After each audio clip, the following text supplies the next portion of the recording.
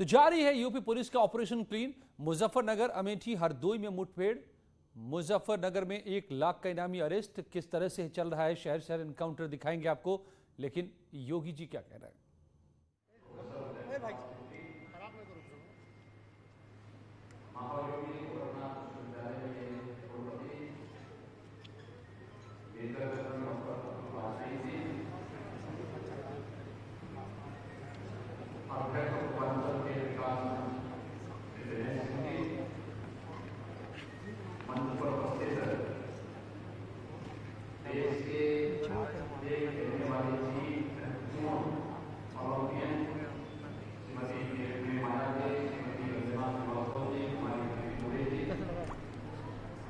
आज के इस कार्यक्रम में उपस्थित हमारे सभी माननीय विधायकगण, पहलवान श्री पांडे जी,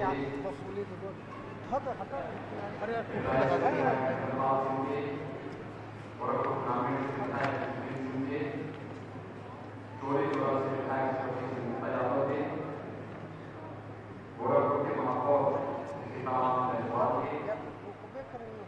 उत्तर प्रदेश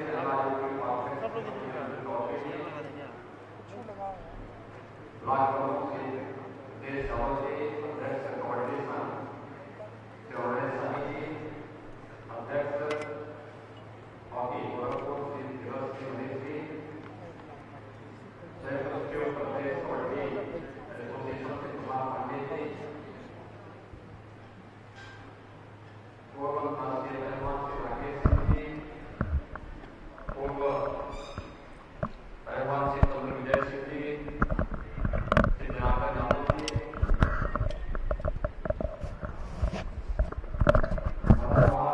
मानवी तकनीकी विश्वविद्यालय के कुलपति डॉक्टर देवी पांडे जी, श्री माया शुक्ल जी, आज के इस कार्यक्रम में उपस्थित डॉक्टर सीएम सिन्हा जी, पूर्वांचल के हमारे उद्योगपति और खेल प्रतिभागण, आप सबको मैं नागपंचमी की हृदय से बधाई देता हूँ, अपनी शुभकामनाएं देता हूँ। आज के इस कार्यक्रम में उपस्थित डॉक्टर सीएम सिन्हा जी, पूर्वांचल के हमारे प्रमुख उद्योगपति गण और खेल प्रतिभागी गण, आप सबको मैं नागपंचमी की हृदय से बधाई देता हूं, अपनी शुभकामनाएं देता हूं। हम सब जानते हैं कि हर वर्ष नागपंचमी के अवसर पर महायोगी बाबा गोरक्षनाथ के इस धाम में कुश्ती और तैराकी प्रतियोगिता का आयोजन होता था, लेकिन विगत वर्ष से कोरोना महामारी के कारण यह प्रतियोगिता बाधित हुई है। यह वर्ष देश के लिए अत्यंत महत्वपूर्ण वर्ष है। अभी हाल ही में कोरोना महामारी के बावजूद टोक्यो में अंतर्राष्ट्रीय खेल कुंभ का आयोजन हुआ और इस अंतर्राष्ट्रीय खेल कुंभ के आयोजन में आप सबने देखा होगा कि भारत का जो खेल प्रतिनिधिमंडल था वह अब तक का सबसे बड़ा खेल प्रतिनिधिमंडल इस खेल महाकुंभ में प्रतिभाग किया और अब तक के सर्वाधिक स्वर्ण पदक भारतीय खिलाड़ियों ने अपने देश के लिए प्राप्त किए हैं। ये पदक हमारे लिए इसलिए महत्वपूर्ण है क्योंकि यह वर्ष भारत के स्वाधीनता दिवस के अमृत महोत्सव वर्ष में प्रवेश का वर्ष है। यानी हम देश की स्वाधीनता के 75वें वर्ष में प्रवेश कर रहे हैं और इसलिए नागपंचमी के अवसर पर कुश्ती प्रतियोगिता भले ही यहाँ पर हम फिजिकली नहीं करा पा रहे हैं, लेकिन 75 विभिन्न विधाओं के खिलाड़ियों का सम्मान हो, इस दृष्टि से आज का एक कार्यक्रम अत्यंत महत्वपूर्ण है। मैं आयोजकों को इसके लिए हृदय से बधाई देता हूं। सभी मंच पर उपस्थित हमारे तीनों पूर्व ओलंपियन और जितने भी हमारे यहाँ पर खेल प्रतिभागी गण हैं, जिन्होंने अपनी अपनी विधा में विशिष्ट स्थान बनाया है या वे लगातार उस पर कार्य कर रहे हैं, उन सब का हृदय से अभिनंदन करता हूं, उनको बधाई देता हूं, उनके प्रति अपनी शुभकामनाएं भी व्यक्त करता हूं। हम सब जानते हैं कि जब देश अपनी आजादी का उत्सव मना रहा हो, और वह भी 15 अगस्त को आएगा, और वह जब हम 75वें स्वाधीनता दिवस के वर्ष में प्रवेश कर रहे हैं, तो स्वाभाविक रूप से हमें वर्तमान के लिए और भावी पीढ़ी के लिए देने के लिए कुछ होना चाहिए। आखिर जीवन के हर एक क्षेत्र में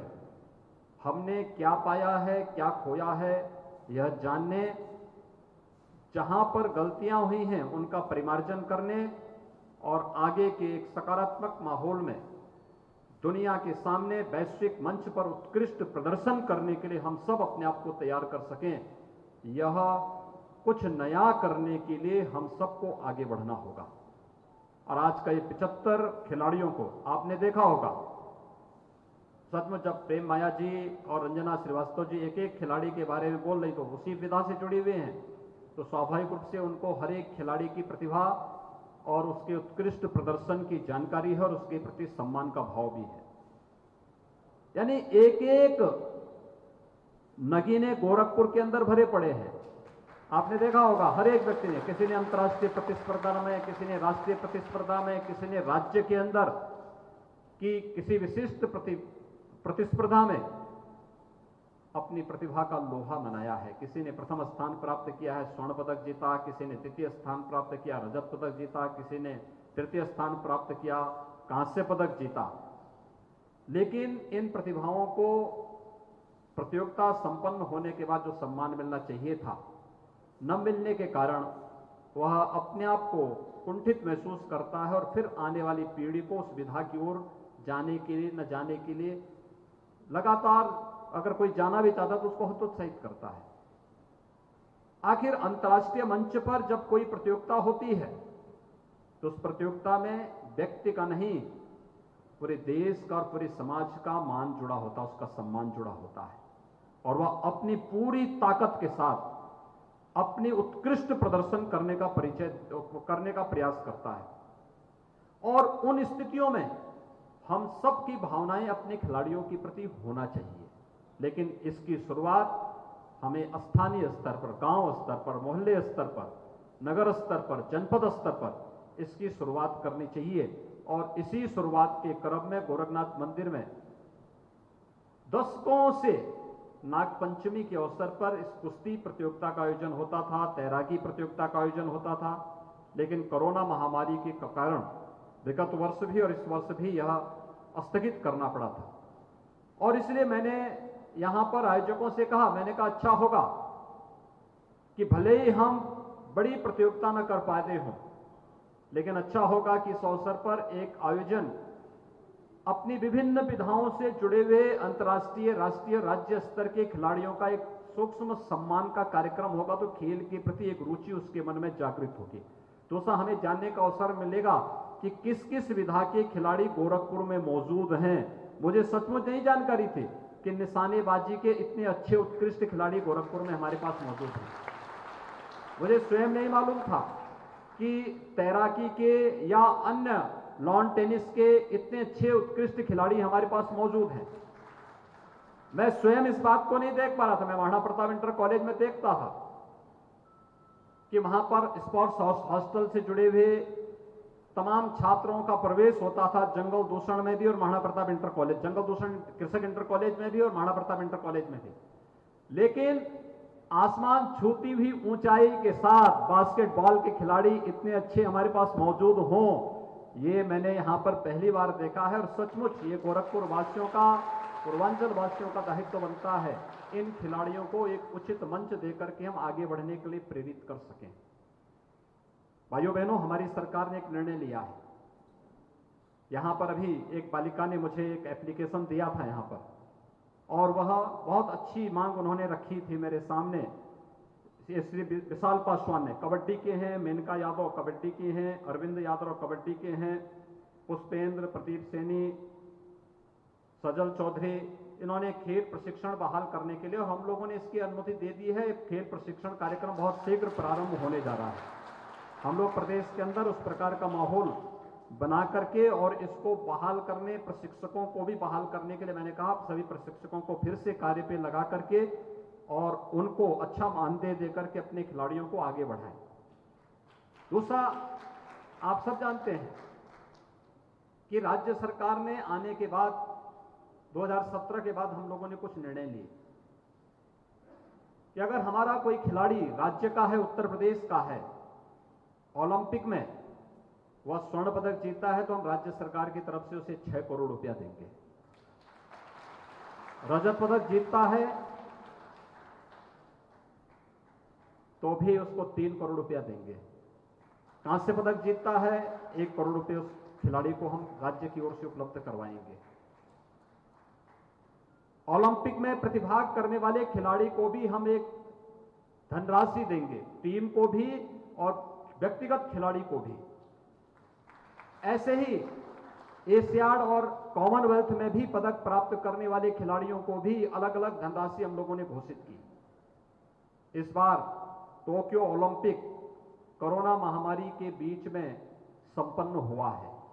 और आप सब जानते हैं कितना चुनौतीपूर्ण था, लेकिन चुनौती से ही रास्ता निकालना है। आपदा के बीच में ही अवसर निकाल करके अपनी सबसे उत्कृष्ट प्रदर्शन करने का एक परिचय ये कोई खिलाड़ी ही दे सकता है और खिलाड़ियों ने वैश्विक मंच पर, टोक्यो के उस मंच पर अपने उत्कृष्ट प्रदर्शन किया है और इसलिए भारतीय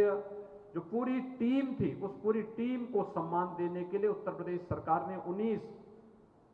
मार्च को इकाना स्टेडियम में पूर्व प्रधानमंत्री अटल बिहारी वाजपेयी जी के नाम पर बने हुए स्टेडियम, अंतर्राष्ट्रीय स्टेडियम में अपने उन सभी खिलाड़ियों को सम्मानित करने का निर्णय लिया है। इसमें स्वर्ण पदक विजेता, भारत के लिए स्वर्ण पदक जिस खिलाड़ी ने प्राप्त किया है उस खिलाड़ी को राज्य सरकार की तरफ से हम 2 करोड़ रुपए की राशि उपलब्ध करवा रहे हैं। रजत पदक विजेता 2 खिलाड़ी हैं, उन्हें हम राज्य की ओर से 1-1 करोड़ रुपए की राशि, 1.5 करोड़ रुपए की 1.5 करोड़ रुपए की राशि उन्हें उपलब्ध करा रहे हैं। और साथ साथ कांस्य पदक जीतने वाली हमारी जो खिलाड़ी हैं और साथ साथ हॉकी की जो टीम है, हॉकी की टीम के प्रत्येक खिलाड़ी को 1-1 करोड़ रुपए की राशि उपलब्ध करवाने के साथ ही महिला हॉकी की टीम ने भी बेहतर प्रदर्शन किया। पहली बार भारत की महिला हॉकी टीम सेमीफाइनल में पहुंची और वहां पर उन्होंने अच्छा प्रदर्शन किया और इसलिए महिला हॉकी टीम को भी हम लोगों ने